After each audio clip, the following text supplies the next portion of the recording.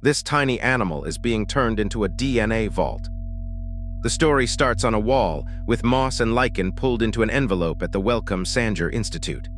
Add water, wait, and the almost invisible animal wakes up.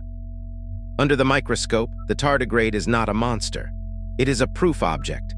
Some are only hundreds of micrometers long, small enough that the old way of sequencing could require many animals pooled together.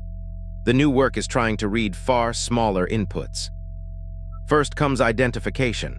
Eggs, claws, body shape, and a temporary slide can decide which species this is.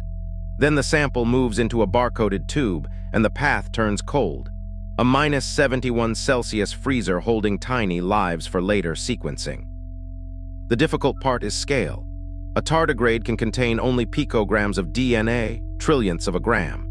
So the lab separates DNA and RNA, copies fragments with PCR, checks the quality, and sends the signal into the genome engine. That is where the cute animal stops being just cute. A reference genome can show how species are related, how survival pathways work, and why some tardigrades can shut down through dryness, cold, or oxygen stress and then wake again. The boundary matters. This is not an immortality trick, and it is not a finished vaccine or drought crop product. It is a map. Maybe one day, proteins behind desiccation help dry vaccines or hardier crops. Today, the verified story is smaller and stranger. One animal from moss becomes open data. One tiny body becomes another branch in the tree of life.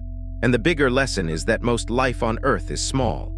The vault only grows when science learns how to read what the eye almost misses.